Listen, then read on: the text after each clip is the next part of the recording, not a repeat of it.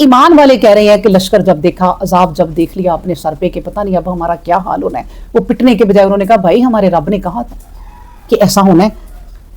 تو اللہ نے کہا وما زادہم، نہیں زیادہ ہوا ان کا، جس طرح کافروں کا کچھ زیادہ نہیں ہوا تھا، لیکن اللہ نے کیا کہا تھا کہ وہ نہ وَلَوْ كَانُوا فِيكُمْ مَا قَاتَلُوا إِلَّا قَلِيلًا، وہ قتال نہیں کریں گے لیکن بہت کم. ان کا کیا کہا وَمَا زَادَهُمْ إِلَّا إِيمَانًا وَتَسْلِيمًا. ان کی نا کوئی منفی چیزیں نہیں بڑی، نیگیٹیوٹی ان کے اندر نہیں بڑی کہ منفی سوچے رکھیں. ان کا کیا بڑا ایمان اور تسلیمہ اور تسلیم کرنا، مطیع ہونا، فرما بردار ہونا. ان کی فرما برداری اور بڑھ گئی، وہ جنگ کے لوگوں کو دیکھ کے اور فرما برداری بڑھ گئی. اللہ نہ کرے ہماری زندگیوں میں کبھی یہ وقت آئے. میں تو آپ سے کہتی ہوتی ہوں کہ اللہ سے دعا کیا کریں کہ آزمائش کا وقت نہ آئے ہی نہ، کیونکہ ہم بڑے کمزور لوگ ہیں. تو جب اگر آزمائش کا وقت آ جائے کبھی، جیسے غزہ پہ آیا، کہاں گئے وہ گھر، کہاں گئے وہ لوگ؟ کوئی آسان کام نہیں ہے یہ، پھر بھی وہ اللہ اللہ کر رہے ہیں. آج بھی ان کے گرے پڑے بچوں سے، بیمار بچوں سے بات کرو نا، وہ کہتے ہیں اللہ کی راہ میں ہم نے یہ سب کچھ، اللہ نے ہماری آزمائش لی. ہم یہ کہہ سکتے ہیں نہ ہم نے اپنے بچوں کی تربیت صحیح کی، نہ ہم نے آپ خود قرآن کو صحیح طرح پڑھا. اور دیکھیں میں آپ کو بتاؤں، جو قرآن کے لفظ کو سمجھتے تھے نا غزہ والے، ان کی عورتیں، ان کے مرد، ان کے بچے، آزمائش ان کے لیے. اللہ کمزور انسانوں کو آزمائش بھی نہیں لیتا کہ یہ تو اسی طرح کافروں کی طرح کوسنے لگ جائیں گے. وہ صبر کرتے ہیں، لیکن دیکھیں ان کا جو بدلہ ہے اللہ تبارک و تعالیٰ آہستہ آہستہ اپنے وقت پر لے گا. ابھی بھی دیکھ لیں، کہیں زلزلے آ رہے ہیں، کہیں سیلاب آ رہے ہیں، کہیں کوئی کچھ ہو رہا ہے. یہ آہستہ آہستہ، اور ہم اب یہ اس طرح کیوں ہو رہا ہے؟ ہم کبھی سوچتے ہیں نا کہ بچا لیتا اللہ کی مدد آ جاتی. لیکن آپ یہ اس طرح بھی سوچیں، یہ ایک مصلحت ہوتی ہے، یہ ایک حکمت ہوتی ہے جو ہم نہیں سمجھ سکتے. لیکن ہم اس طرح سوچ سکتے ہیں کہ یعقوب علیہ السلام 17 سال روئے تھے یوسف علیہ السلام کی جدائی میں، نبینا ہو گئے تھے. کبھی اس طرح ہوتا ہے کہ یہ جنگ خندق کو، یار فرشتے آ گئے اور ہوا چلی، اللہ نے دشمنوں کو تہس نہس کر دیا. کبھی یہ بھی ہوتا ہے. یہ وہ رب جانتا ہے کہ میں نے کس وقت اسی وقت ہی مدد کرنی ہے اور کس وقت میں نے سالوں سال آزمانا ہے. ایوب علیہ السلام کو سالوں سال آزمایا، یعقوب علیہ السلام کو سالوں سال آزمایا. پھر یوسف علیہ السلام جو ان کے بیٹے تھے، وہ 17 سال جیل میں رہے اور بغیر کسی قصور کے، بغیر کوئی گناہ کے. تو رب کی جو حکمت ہے نا، یہ وہ رب ہی جانتا ہے. پھر ہم اگلی آیت پڑھتے ہیں. دیکھیں آیت نمبر 23، من المومنین رجال صدقوا، مومنوں میں ایسے لوگ بھی ہیں جو سچے ہیں، ما عاہد اللہ، کہ جو اللہ کا وعدہ ہے علیہ ان پر. مومنوں میں سے ایسے لوگ بھی ہیں جنہوں نے اللہ سے جس بات کا عہد کیا تھا نا، ایسے لوگ بھی ہیں صدقوا، سچے، کہ ما عاہد اللہ علیہ، کہ جو انہوں نے اللہ سے وعدہ کیا تھا. من قضا نحبہ، تو وہ انہوں نے پوری کی. قضا کا مطلب ہے پورا کرنا. نحبہ اپنی نظر کو، انہوں نے جو اللہ سے دعوے کیے تھے نا، وہ انہوں نے اپنے پورے کیے. اپنی نظر مانی تھی اس کو پورا کیا.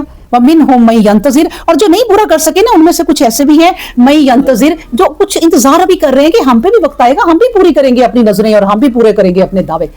اللہ ابھی جنہوں نے پورے نہیں کیے، اللہ ان کے بھی وعدوں کو جان رہا ہے کہ انہوں نے اس طرح اپنے ارادے کیے ہوئے ہیں. وَمَا بَدَّلُوا تَبْدِيلًا، ان کے ارادوں میں، ان کے قوت میں، ان کے جو خیالات ہیں، ذرا تبدیلی نہیں آتی. وہ اپنے کیے پہ نا قائم رہتے ہیں. اچھا، یہ اللہ نے نا بیچ میں سورہ احزاب میں نا چلتے چلتے سورہ جو ہے وہ احد کی مثال بھی دے دی ایک. ٹھیک ہے، اس آیت کو ذرا سمجھیں. دیکھیں یہ جو اللہ تعالیٰ نے مثال دے دی نا، کہ کچھ لوگ ایسے بھی ہیں جو اللہ سے وعدہ کرتے ہیں اور پھر اس کو پورا کرتے ہیں، نظر مانتے ہیں اور اس کو پورا کرتے ہیں. اس لیے کہتے ہیں کہ کوئی نظر ماننی ہے نا، یا کوئی اللہ سے کوئی پرومس آپ نے کرنا ہے، سوچ کے کریں. کبھی آپ آ کے جوش میں کہہ رہے ہیں میں 100 نفل پڑھوں گی، پڑھے ہی نہ جائیں. بس میں 2 نفل پڑھوں گی، اللہ میں جتنی میری توفیق ہے نا میں اتنے نفل پڑھوں گی. وعدہ جو اللہ سے کرو وہ سچا پھر کرو. یہی اللہ کہہ رہے ہیں کہ ایسے لوگ بھی میرے ہیں جنہوں نے اللہ سے وعدے کیے. اب یہ کون سے ہیں میں آپ کو بتاؤں. یہ نا جو حضرت انس بن نذیر رضی اللہ تعالیٰ عنہ ایک صحابی تھے جن کے لیے یہ آیت نازل ہوئی ہے، اور یہ جنگ بدر میں شریک نہ ہو سکے. یاد ہے نا 3 لوگ تھے جو جنگ بدر میں شریک نہ ہو سکے, اپنی سستی کی وجہ سے, اپنی بے سمجھی کی وجہ سے جانا چاہتے تھے لیکن اب یہ نہ شریک نہ ہو سکے. تو انہیں نا اس چیز کا سخت ملال تھا, سخت رنج تھا کہ میں جنگ بدر میں کیوں نہ شامل ہوا, کیونکہ نبی کریم صلی اللہ علیہ وسلم نفس نفیس خود شامل ہوئے تھے. انہیں اس بات کا نا بڑا رنج تھا میں کیوں. تو یہ نہ کہا کرتے تھے کہ اے اللہ اب اگر کوئی جنگ ہوئی نا تو اللہ میں یہ کروں گا, میں وہ کروں گا, میں کر کے دکھاؤں گا. اور کچھ باتیں کہتے ڈر بھی جاتے تھے کہ زیادہ ہی نہ میں کوئی دعوے کر دوں اللہ کے آگے. تو یہ نا بہت اپنے دل میں نا یہ رکھا ہوا تھا انہوں نے کہ میں جو وقت آئے گا نا اس پر کر کے دکھاؤں گا کہ میں کیا کرنا چاہتا ہوں. اب نا جنگ احد کا وقت آیا. جنگ احد یاد ہے نا آپ کو, جس میں مسلمانوں کو بڑی آزمائش ہوئی تھی, اچھی خاصی جیتی جنگ ہار گئے تھے. اچھے خاصے انہوں نے نبی کریم صلی اللہ علیہ وسلم نے کہا تھا اس پہاڑ پہ کھڑے ہو جاؤ تو تم لوگ نہ ہلنا جب تک میں نہ کہوں. یہ وہ جنگ ہے. تو وہ کہتے ہیں کہ جنگ احد آیا تو انہوں نے دیکھا کہ یہاں بھی یہی ہوا تھا کہ جب دشمنوں نے گھیر لیا, آپ کو پتہ ہے یہ پہاڑ کے اوپر سے آ گئے. تو وہ کہتے ہیں کہ میں نے دیکھا کہ سعد بن معاذ رضی اللہ تعالیٰ عنہ دشمنوں کی طرف سے ادھر آ رہے ہیں. تو میں نے کہا معاذ کہاں جا رہے ہو, تم کیوں جا رہے ہو ادھر, مجھے تو ادھر سے جنت کی خوشبو آ رہی ہے. اور وہ کہتے ہیں کہ معاذ انہیں دیکھ کے حیران ہو گئے کہ تم کدھر جا رہے ہو, وہاں تو دشمنوں نے گھیرا ہوا ہے, ہم بہت تھوڑے ہیں. آپ کو پتہ ہے جب تھوڑی ہو نا تو پھر مصلحتاً آپ وہاں سے بھاگ کر اپنی جان بچا کر دوبارہ سے اپنا سارا سامان کر کے حملہ کر سکتے ہیں. یہ اجازت ہے کہ دشمنوں نے اگر آپ کو گھیر لیا تو کسی طرح آپ وہاں سے بچ نکلو, اس میں کوئی برائی نہیں ہے. لیکن جذبے ہیں نا, جذبے اور جو دل کا ایمان ہے وہ اللہ جانتا ہے. اب یہی وہ انس بن نذیر جو ہے نا, جن کے دل میں حسرت تھی کہ میں جب جنگ ہوگی تو میں یہ کروں گا تو وہ کروں گا, اللہ کی راہ میں مارا جاؤں گا, میں شہید ہو جاؤں گا, میں کر کے دکھاؤں گا جو میرے سے غلطی ہو گئی ہے. تو کہتے ہیں کہ میں نے جب کہا کہ معاذ تم بھی ادھر سے ادھر آ رہے ہو, میں تو ادھر جا رہا ہوں, مجھے جنت کی خوشبو آ رہی ہے. معاذ نے دیکھا تو وہ اندر چلے گئے. اپنی تلوار سے کہتے ہیں انہوں نے دشمنوں کے دانت تو کھٹے کر دیے, اتنا مقابلہ کیا, لیکن پھر دشمن بہت زیادہ تھے. کئی گردنیں انہوں نے بھی اڑائیں, دشمن بہت زیادہ تھے, انہوں نے گھیر لیا. اور کہتے ہیں پھر اتنے ان کو زخم لگے کہ کوئی 80 سے اوپر زخم تھے ان کے جسم پر, یہاں تک کہ پہچانا نہیں جا رہا تھا کہ یہ ڈیڈ باڈی کس کی ہے. یہ ہے اللہ کہہ رہا کہ کچھ لوگ ہیں جو اللہ سے وعدہ کرتے ہیں نا تو اس کو پورا کرتے ہیں. کہ یہ انس بن نذیر نے وعدہ کیا تھا نا اللہ سے رضی اللہ عنہ, تو انہوں نے پورا کر دکھایا. اللہ نے ان کی مثال بیچ میں جنگ خندق میں نا جنگ احد کی بھی دے دی کہ ایسے لوگ بھی ہیں. تو وہ کہتے ہیں پہچانے نہیں جا رہے تھے تو ان کی بہن نے نا انہیں یہ انگلیوں کے پوروں سے پہچانا کہ یہ میرے بھائی ہیں.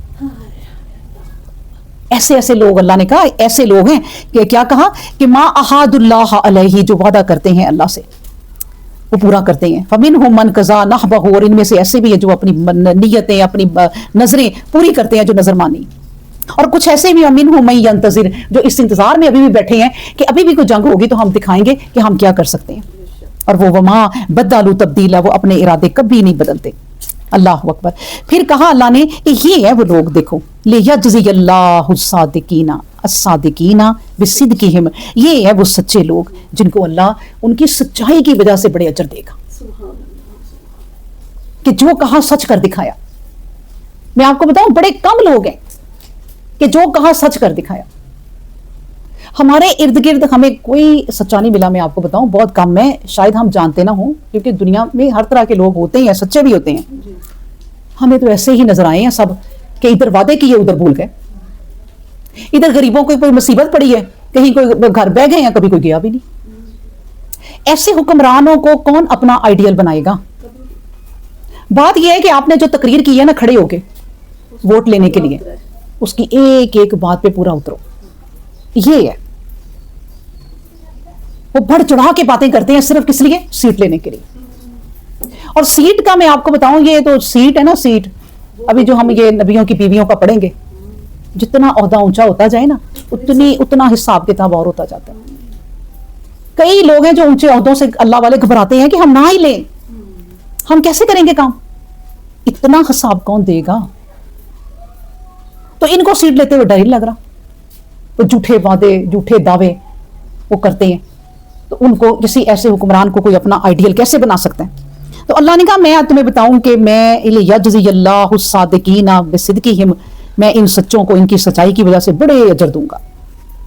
لیکن وَيُعَذِّبَ الْمُنَافِقِينَ, ऐ यशा, और अगर मैं चाहूंगा तो मुनाफिकों को अजाब भी दूंगा, कि जो मुनाफिकों ने किया था ना नबी पाक सल्लल्लाहु अलैहि वसल्लम के साथ, इनको अजाब भी दूंगा। फिर कहा औ या यतूबा अलैहिम, इनकी तरफ तौबा में इनकी तौबा भी कबूल कर लूंगा, मैं रहम भी कर सकता हूँ। क्यों? इन्नल्लाह काना गफूर रहीमा, गफूर रहीमा, अल्लाह बड़ा गफूर है, बड़ी बख्शिश करने वाला है और बड़ा रहम करने वाला है। अगर इन मुनाफिकों में से अपनी ज़िंदगी में कोई तौबा कर लेता है और अल्लाह से माफ़ी मांग लेता है तो मैं उन्हें माफ़ भी कर दूंगा, अल्लाह ने कह दिया, तो मैं माफ़ भी कर देने वाला हूँ। लेकिन मैं सच्चों को उनकी सच्चाई की वजह से बड़े अजर दूंगा। उनके ना जो सादकीन होंगे ना, उनके अलग ही महल होंगे, उनकी एक अलग ही दुनिया होगी, उनकी अलग ही जन्नत होगी। लेते ना तो बाहर ही लिखा होता है कि ये स्कीम है, तो ये वादी है, तो वहां पर भी ना उनकी जन्नत में दाखिल होने से पहले बाहर बड़ा मोटा सा लिखा होगा सादिकीन, ये सच्चों की जन्नत शुरू होने लगी है, उनके अलग ही तोहफे होंगे। अल्लाह ने कहा सच्चों को मैं उनकी सच्चाई की वजह से बड़ी, उसके बाद उनको इनामात में दूंगा और काफिरों को मैं सजा भी दूंगा अगर मैं चाहूंगा तो। अल्लाह अकबर। फिर उसके बाद है कि वरद्दल्लाहुल्लज़ीना, आयत नंबर 25, वरद्दल्लाहुल्लज़ीना, और फेर दिया अल्लाह ने काफिरों को, वो लोग जो काफिर थे उनको फेर दिया। कैसे? बिग़ैज़िहिम, उनको गुस्से में। अच्छा कितने गुस्से में थे याद है ना? 10,000 का लश्कर अबू सुफियान का कितने गुस्से में था कि हम मुसलमानों को तबाह बर्बाद कर देंगे, एक मुसलमान नहीं छोड़ेंगे। बनु कुरैज़ा के मुसलमान यहूदियों को भी इन्होंने अपने साथ मिलाया कि भाई हमारे साथ मिल जाओ, तुम्हें नहीं पता हम क्या करने लगे हैं मुसलमानों का। कितना उन्हें गुस्सा था नबी पाक सल्लम पे और मुसलमानों पे। तो अल्लाह ने क्या कहा? अल्लाह ने कहा वरद्दल्लाहुल्लज़ीना कफ़रू बिग़ैज़िहिम, गुस्से से ही हम वो लोग जो काफिर थे ना उनको फेर दिया कि चलो वापस, वो गुस्सा ही लेके अपना वापस चले गए। तो क्या हुआ? लम यनालु खैरा, उनके लिए कोई खैर नहीं। ये जो 10,000 का लश्कर था ना, कोई खैर नहीं। गिनती से, तादाद से कामयाबियां नहीं होती, कामयाबियां होती हैं सच्चाई से, दिल के इरादों से। अगर आपने कोई इरादा कर लिया है, आपके इरादे मजबूत हैं, थोड़े लोग हैं, तो नबी करीम सल्लल्लाहु अलैहि वसल्लम की हदीस भी है कि जो सच्चा मोमिन है ना, एक वो 10 पे हावी है, और जो 10 है ना वो 100 पे हावी है। ये वो लोग थे। ये इनका जो लश्कर था ना, अल्लाह ने कहा लम यनालु खैरा, कोई उसमें खैर नहीं थी। ऐसे भागे फिर वो। अबू सुफियान ने ऑर्डर किया कि निकलो, इस हवा ने हमारी मत मार ली, हमारे खेमे उखड़ गए और कहीं उड़ गए, हमारे खाने देगें सब उलट गई, पीने को पानी नहीं रहा। तो इसलिए अल्लाह ने कहा कोई उनकी खैर नहीं हुई जो 10,000 का लश्कर लेके जो आ गए थे। बस बात यह है कि वका फल्लाहुल मोमिनीना, अल्लाह मोमिनों के लिए काफी हो जाता है अल किताला, जंग में। वकान अल्लाहु कविय्यन अजीजा, और अल्लाह बड़ी कुव्वत वाला और गलबे वाला है। गलबे वाला जो है ना वो अल्लाह ही है। वही अल्लाह बता रहे हैं कि देखें हस्बुनल्लाह व निअमल वकील, बस कहा करो मेरा अल्लाह मेरे लिए काफी है। बड़ी मुसीबतें पड़ी है ना, हर इंसान जो है ना अपने घर में जो भी जिंदगी गुजार रहे हैं ना, 5 बंदों में, 10 बंदों में, 3 बंदों में, 4 बंदों में, यही उसकी आजमाइश है। और कोई जाके ना वो इंडिया से या अफगानिस्तान से कहीं जंग नहीं करनी। ये इन्हीं का वो जो आपकी घर में जो अफराद है ना, ये है जंग।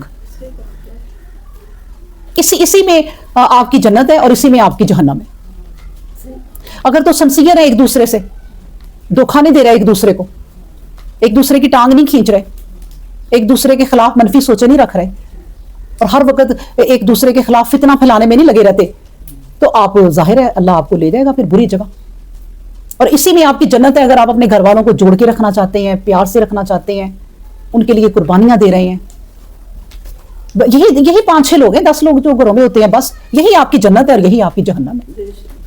आपने निकल के कहां जाना है? और अल्लाह तो कहीं नहीं हम औरतों को लेके जा रहा कि कोई हमें दूसरे मुल्कों में जाके जंग करनी है या कोई जहाद करना है। यही हमारा जहाद है कि हमने अपने उन 10 बंदों में रहते हुए इस्लाम फैलाया, हमने उन 10 बंदों में रहते हुए नमाज का हुक्म दिया, हमने उन 10 बंदों में रहते हुए अपनी बहू बेटियों को फितनों से बचाया। कोई एक इनमें से फितना फैला रही है या फैला रहा है, उसको रोका कि भाई ये बातें ना करो, ये घर टूट जाते हैं, और घर टूट जाते हैं। क्योंकि नबी करीम सल्लल्लाहु अलैहि वसल्लम ने कहा कि फितना मौत से बदतर है। ये जो फितना फैलाता है ना इंसान, ये जिंदगी तबाह हो जाती है और वो कामयाब होते हैं, अल्लाह उसे होने देता है कामयाब। فتنہ پھیلانے دیتا ہے. تو یہ وہ ہے, اللہ نے کہا کہ ایسے لوگ جو اپنی چیزوں کو سنبھالتے ہیں, جو اپنے گھروں کو سنبھالتے ہیں, وقف اللہ المومنین, تو ایسے لوگوں کے لیے اللہ کافی ہے. اور اللہ نے کہا مومنوں کے لیے القتال میں, جنگ میں تو اللہ بھی بھروسہ رکھو. کیوں؟ قویًا عزیزاً, وہی قوت والا ہے اور وہی غالب ہے. پھر کہا آیت نمبر 26 نے وَأَنزَلَ الَّذِينَ ظَاهَرُوهُمْ, وَأَنزَلَ, اور اتار دیا, الَّذِينَ, ان لوگوں کو, ظَاهَرُوهُمْ, جو جنہوں نے مدد کی, من اہل الکتاب, اہل کتاب میں سے, من سیاسہم, اپنے قلعوں میں سے, یعنی قلعوں میں سے. اللہ تبارک و تعالیٰ نے دیکھیں مضبوط قلعے بھی نہیں انسان کو بچا سکتے. فرعون نے کہا تھا کہ اب عذاب آیا ہے موسیٰ کے اللہ کی طرف سے کہ ایک ہوا چلی ہے اور وہ جتنے قبطی ہیں نا یہ فرعون والے, ان کے بڑے بیٹوں کو مار دے گی, کیونکہ یہ بھی تو ذبح کرتے تھے نا ان کے بیٹوں کو. تو فرعون نے کہا کہ جو ہوا چلی ہے وہ میرے بیٹے کو نہیں مار سکتی. وہ محل کے اندر اندر اندر اندر پتہ نہیں کتنے کمرے میں اینڈ پہ جا کے اس نے اپنے بیٹے کو رکھا تھا کہ اب نہیں آ سکتے, موسیٰ کے رب کی ہوا یہاں نہیں آ سکتی. وہ کتنا بڑا محل تھا, ہوا وہاں بھی چلی گئی تھی اور جا کے ٹچ ہوئی اور وہ مر گیا. تو موسیٰ کی, فرعون کی بیوی نے کہا کہ تیرے سارے خدا جھوٹے ہیں, موسیٰ کا خدا سچا ہے. جس کو اللہ نے ہدایت دینی ہوئی, دیکھیں اس کو ہدایت دینی تھی تو اس نے کیسی بات کی, بجائے کہ وہ موسیٰ کو گوشت دی کہ موسیٰ کے رب نے میرے بیٹے کو مار دیا. اس نے کہا بھائی اس کا رب سچا ہے. دیکھیں جس کو ہدایت دینی ہے اللہ نے, اس نے کیسی منہ سے بات نکالی. تو اسی طرح یہ جو قلعے ہیں نا, قلعے اللہ نے کہا یہ جو قلعے انہوں نے بنائے ہوئے تھے ہم نے ان کو پھیر دیا, ظاہروہم, ہم نے انہیں پھیر دیا, من اہل الکتاب, جو اہل کتاب تھے, یہودی جو تھے, من سیاسہم, ان کے قلعوں سے, وَقَذَفَ فِي قُلُوبِهِمْ, اور ڈال دیا ان کے دلوں میں الرعب, روب. اور فریقاً تقتلون, ایک فریق کو تم نے قتل کیا, ایک گروہ کو, وَتَأْسِرُونَ فریقا, اور ایک گروہ کو تم نے قیدی بنا لیا. کیا اللہ نے تمہیں ان پہ برتری دی, ماشاءاللہ. یہ اللہ تبارک و تعالیٰ, دیکھیں یہ واقعہ کیا ہوا, بڑا پیارا یہ بھی واقعہ ہے. اب نبی کریم صلی اللہ علیہ وسلم, وہ یہ جنگ ختم ہوئی, جنگ خندق, وہ ابو سفیان اپنی فوجوں کو لے کے واپس چلا گیا. اب نبی کریم صلی اللہ علیہ وسلم بھی واپس آ گئے. نبی کریم صلی اللہ علیہ وسلم آ کے نا اپنا وہ اوزار سارے اتارے ہیں اور ایزی ہوئے ہیں, جیسے ہم گھر آ کے ایزی ہوتے ہیں, چلو جی شاور لیں, کپڑے ہلکے پہنے. تو نبی کریم صلی اللہ علیہ وسلم نے بھی یہ کچھ کرنا چاہا. ابھی اپنے اوزار اتار کے رکھے تھے تو جبرائیل علیہ السلام آ گئے. جبرائیل علیہ السلام ایک خچر پہ سوار ہو کے آئے اور کوئی بڑی ریشمی گدی کہتے ہیں ان پہ پڑی ہوئی تھی, جس پہ بیٹھ کے آئے اور کہا نبی کریم صلی اللہ علیہ وسلم ابھی آپ ریڈی رہیں جنگ کے لیے, یہ اوزار پہن لیں. اللہ کا حکم آیا ہے کہ آپ چلیں بنو قریظہ کی طرف. یہ جنہوں نے بنو قریظہ جنہوں نے بے ایمانی کی تھی نبی کریم صلی اللہ علیہ وسلم سے, یہ جنگ خندق میں, کہ اپنے عہد سے پھر گئے اور یہودیوں کے ساتھ ہو گئے. اور رہتے کہاں تھے؟ مدینے میں. مدینے کے اندر رہتے ہوئے انہوں نے نبی کریم صلی اللہ علیہ وسلم کو وہ ٹینشن دی کہ آپ کے گھر کے افراد ہی نکل آئے دشمن, تو آپ کیا کریں گے. یہ ہوا تھا کہ گھر کے افراد ہی دشمن نکل آئے آپ کے. تو جبرائیل علیہ السلام نے کہا نبی کریم صلی اللہ علیہ وسلم یہ اوزار دوبارہ پہن لیں. نبی کریم صلی اللہ علیہ وسلم نے سب کو حکم دیا کہ ابھی بنو قریظہ کی طرف جانا ہے, حملہ کرنا ہے. اور 10 پتہ نہیں کتنے دن, مجھے یاد نہیں ہے, ان کے قلعوں کا محاصرہ کیے رکھا. اب پھر دیکھیے ابھی ریسٹ بھی نہیں کیا, اگلے پھر جنگ, اور پتہ نہیں کتنے دنوں کی, اور کتنے دن ان کے قلعوں کا محاصرہ کیے رکھا, ان کے باغوں کو اجاڑ دیا اور ان کے باہر سے چیزوں کو تباہ کر دیا جو اللہ کا حکم تھا. یہ نبی کریم صلی اللہ علیہ وسلم نے اور ان کی فوج نے, آخر وہ جب محاصرہ کیے رکھا تو وہ اندر تنگ آ گئے. انہوں نے کہا نبی کریم صلی اللہ علیہ وسلم ہم اپنے قلعے اپنے محل آپ کے حوالے کرتے ہیں اور ہمیں یہاں سے جانے دیں. انہوں نے کہا جو آپ کے ہیں نا, مجھے اس صحابی کا نام نہیں یاد, کعب بن سعد تھے شاید, تو انہوں نے کہا ان کو بلائیں. اب بنو قریظہ نے کہا تو وہ جو کہیں گے ہم, کیونکہ وہ پیچھے سے ہمارے قبیلے کے ساتھ ساتھ ہے, ان سے ملتے تھے, اب وہ نبی کریم صلی اللہ علیہ وسلم کے ساتھ تھے, تو ان کو بلائیں. اب یہ جو کعب بن سعد تھے نا, ان کا جنگ خندق میں ہی جب جنگ ہوئی تھی نا تو ان کو تیر لگا تھا گلے پہ اور اس زخم میں تھے. نبی کریم صلی اللہ علیہ وسلم نے اس پہ کیا کہتے ہیں, زخم کو سلا دیا یا کیا کہتے ہیں اس کو, جلا کے جو راکھ رکھتے ہیں. تو یہ بڑی تکلیف میں تھے. لیکن انہوں نے کہا تھا جب یہ خیمے میں انہیں ڈال دیا نا, تو انہوں نے کہا تھا اے اللہ جب تک میں بنو قریظہ سے بدلہ نہ لے لوں مجھے موت نہ دینا. کہ جو انہوں نے ہمارے ساتھ کیا ہے. پھر جب بنو قریظہ کا یہ وقت آیا نا تو انہوں نے بھی نام لیا کعب بن سعد کا کہ انہیں بلاؤ. جب کعب بن سعد کو بلایا گیا نا, لے کر آئے 2 بندے, تو انہوں نے کہا کعب آپ ہمارے قبیلے کے ہیں, آپ ہمارے لیے فیصلہ کریں, آپ ہمیں چھڑوا دیں, آپ ہمیں آزاد کروا دیں. وہ سنتے رہے باتیں, لیکن جب انہوں نے کہا اب وقت آ گیا ہے کہ ہوگا وہ جو میرا رب اور میرا نبی صلی اللہ علیہ وسلم چاہیں گے. نبی کریم صلی اللہ علیہ وسلم کہتے ہیں کعب فیصلہ کرو کیا ہونا ہے, تمہاری بات مانی جائے گی. انہوں نے کہا نبی کریم صلی اللہ علیہ وسلم میری بات مانی جائے گی. نبی کریم صلی اللہ علیہ وسلم ہاں تم جو کہو گے تمہارا فیصلہ مانا جائے گا. وہ چاہتے تو کہتے میرے پیچھے سے قبیلے والے ہیں چھوڑ دیں انہیں. انہیں تو پہلے بڑا غصہ تھا کہ انہوں نے ہمارے ساتھ جو کیا ہے نبی کے ساتھ, اور انہوں نے کہا نبی کریم صلی اللہ علیہ وسلم ان کے تمام جو بڑے بوڑھے ہیں ان کو پھانسی دے دیں, ان کی گردنیں اڑا دیں, اور جو بچے ہیں نا ابھی بالغ نہیں ہوئے ان کو قیدی کر لیں, اور عورتوں کو بھی. نبی کریم صلی اللہ علیہ وسلم نے کہا کعب تو نے تو وہ فیصلہ کیا جو رب نے دیا, تیرے منہ سے وہی باتیں نکلی ہیں جو رب نے کہی ہیں. اور کہتے ہیں کہ پھر اس طرح ہی ہوا, ان کی جو بڑے تھے ان کی گردنیں اڑا دی, جو کہا نہیں اللہ نے, کہ پھر کیا تھا کہ روب ڈال دیا, باہر آ گئے. انہوں نے کہا محاصرے تنگ آ گئے تھے وہ, کہ فی قلوبہم, ان کے دلوں میں روب ڈال دیا, اور فریقاً تقتلون, ایک فریق کو تو نے قتل کر دیا, گروہ کو, یعنی جو بڑے بوڑھے تھے ان کو قتل کر دیا. وتعسرون فریقاً, اور ایک فریق کو تم نے قیدی بنا لیا. اللہ نے کہا دیکھو تمہیں کیسی میں نے جیت دی, تو تمہارے صبر کا امتحان جو تم نے ایک پتہ نہیں 1 ماہ یا 2 ماہ 3 ماہ جو جنگ کے خندق تیار کی, پھر وہ جنگ کی, اور ان دشمنوں سے خود بیٹھے رہے ہیں نبی کریم صلی اللہ علیہ وسلم, اور یہاں پھر اب ان دشمنوں کو گھیرا ہے نبی کریم صلی اللہ علیہ وسلم نے. اللہ اکبر. تو اللہ نے کہا یہ تمہیں پھر میں نے وہ ایک انعام دیا کہ بنو قریظہ پر حملہ ہو گیا. اچھا پھر کیا تھا, تو پھر ان کے قلعے مل گئے نبی کریم صلی اللہ علیہ وسلم کو, باغات مل گئے نبی کریم صلی اللہ علیہ وسلم کو, دولت آ گئی نبی کریم صلی اللہ علیہ وسلم اور صحابہ کے پاس پیسہ آ گیا کیونکہ وہ فتح ہو گئے. تو یہ جو جب فتح ہو گئے نا تو تب پھر اب دیکھیں اللہ نے پھر ایک اور بھی بات کہی ہے کہ وَأَوْرَثَكُمْ, تم وارث تمہیں بنا دیا, ارزاہم, ان کی زمینوں کا, وَدِيَارَهُمْ, ان کے گھروں کا, وَأَمْوَالَهُمْ, اور ان کے مالوں کا, وَأَرْضًا لَمْ تَطَئُوهَا, اور کیا تھا کہ جس کو تم نے پامال کیا تھا اور جس کو پامال نہیں کیا تھا, یعنی کچھ زمین تھی جس کو انہوں نے پامال کر دیا باہر, کیونکہ باہر باروں بار حملے کر کے روب ڈالا ہوا تھا اور ان پہ کافی روب بیٹھا, تو قلعوں سے باہر آ گئے. اچھا میں آپ کو یہ بھی بتاتی جاؤں کہ ان کے تو قلعے تھے نا, سچ مچ کے قلعے تھے جس کے اندر یہ بیٹھے تھے اور اللہ نے نکلوا دیا. آپ ذکر اللہ میں رہیں نا, جو اللہ کہتے ہیں کہ وہ ذکر بڑا کرتے ہیں اللہ کا, تو آپ نا ایک قلعے میں محفوظ ہو جاتی ہیں. کوئی دشمنیں آپ کی جادو کر رہی ہیں کالا, ٹکرا کے چلا جائے گا. کوئی آپ کی نظریں بد لگانا چاہتی ہیں, ٹکرا کے چلی جائے گی. وہ آپ اللہ نے آپ کے ارد گرد ایک مضبوط قلعہ بنا دیا ہے. کس وجہ سے؟ یہ ذکر میں رہتی ہے. ذکر اللہ ہی, وہ اللہ کا ذکر بڑا کرتے ہیں. اللہ نے کہا جو ذکر میرا کرتے ہیں وہ خود بھی ایک مضبوط قلعے میں رہتی ہے. وہ نماز میں بیٹھی ہے نا, سمجھے, وہ مضبوط قلعے میں بیٹھی. یہ اللہ اپنے بندوں کے لیے یوں کرتا ہے. اچھا پھر کیا تھا, پھر اللہ نے کہا کہ دیکھو میں نے کیسے تمہیں اے نبی ان کے مال کا, ان کے گھروں کا, ان کی زمینوں کا, جو پامال کر دی جو نہیں کر دی, سب کا مالک بنا دیا نا. کیوں؟ وَكَانَ اللَّهُ عَلَىٰ كُلِّ شَيْءٍ قَدِيرٌ, کیونکہ اللہ ہی ہر چیز پر قادر ہے. وہ جس کو چاہتا ہے نا, جس چیز کا وارث بنانا ہے نا, اٹھا کے بنا دیتا ہے. جیسے اللہ تبارک و تعالیٰ نے کہا موسیٰ اب میں نے سوچ لیا کہ یہ اسرائیل جو فرعون کے متی ہیں اور صدیوں سے اس کی خدمت کر رہے ہیں اور ظلم سہ رہے ہیں, اب ہم نے سوچ لیا ان کو ان کے محلوں کا وارث بنا دینا. تو کیسے ہوا تھا؟ فرعون تباہ ہو گیا, اس کی فوج غرق ہو گئی, وہ غرق ہو گیا, اللہ نے ان کی زمینوں کا سارا مالک انہیں بنا دیا. تو اللہ جس کو چاہے وارث بنا دے اور جس کو چاہے 100 وارث ہو بے وارث کر کے مارتا ہے. کوئی وارث نہیں رہتا اس کا جس کا اللہ وارث نہیں ہے.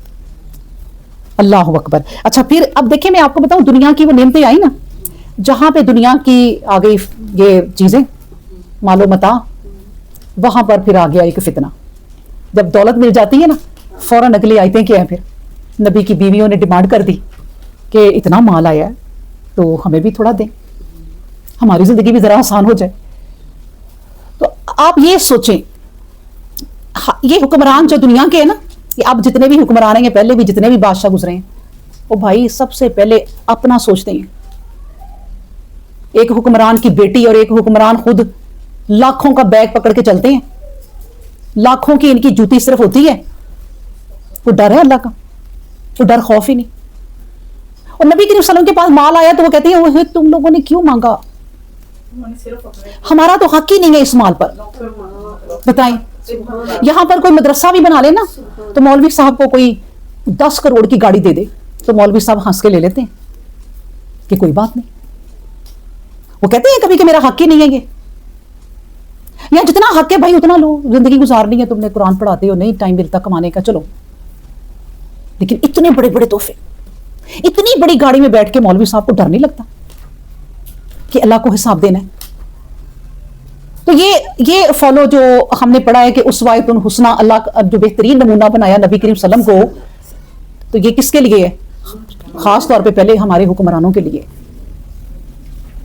کہ بھائی ان شخصیات کو, نبی کریم صلی اللہ علیہ وسلم کو اور ان کے بعد جتنے صحابہ گزرے ان کو فالو کرو. تمہیں سیٹ مل گئی ہے, ہو بس اس ملک میں جاؤ, اس ملک میں جاؤ, بچے کس ملک میں پڑھ رہے ہیں, بچے, بیوی کہیں پھر رہی ہے, کوئی خدا کا خوف ہی نہیں. اللہ نے کہا خوف اس کو ہے جس کو میرے سے ملنے کی تمنا ہوتی ہے کہ میں نے اللہ سے ملنا ہے, اس کو خوف آئے گا کہ میں نے اپنے رب کے سامنے. ان کے خوف شیطان نے ختم کر دیے ہوتے ہیں. نبی کریم صلی اللہ علیہ وسلم کو یہ سارا مال ملا تو بیویوں نے آپ کے خیال میں کتنی کی ڈیمانڈ کر دی ہوگی کہ ہمیں کوئی محل بنا دیں, یہ قلعے ہمیں دے دیں.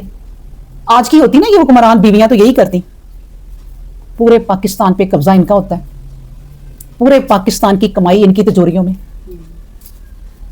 ہم کہہ سکتے ہیں کچھ, نبی کریم صلی اللہ علیہ وسلم بھی حکمران ہی تھے, اب انہیں کو فالو کرنا ہے نا, انہوں نے نہیں کریں گے تو لگ پتہ جائے گا. موت تو آنی ہے, قلعوں کے اندر بھی رہنے والوں کو آنی ہے. مضبوط قلعے بنا لو اپنے بھائی, مضبوط آپ گاڑیاں بنا لو کہ جس میں تمہیں خطرہ ہی نہ ہو کہ گولی لگے گی. موت تو آنی. تو اس لیے آپ دیکھیں جب مال آیا تو کتنا, میں آپ کو بتا رہی تھی کہ بیویوں نے مانگ لیا ہوگا, لیکن نبی کریم صلی اللہ علیہ وسلم نے کہا نہیں, یہ مال ہمارا ہے ہی نہیں.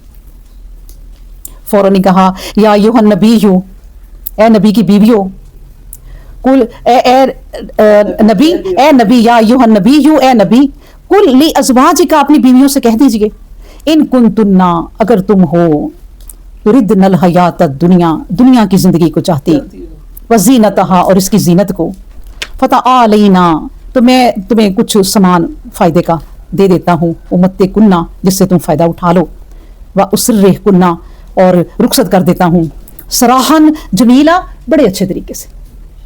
دیکھیں ذرا, یہ ہے آزمائش حکمران اور حکمران کی بیویوں اور فیملی کی, کہ آپ وہ مال نہیں لے سکتے جو آپ کے حوالے آیا ہے,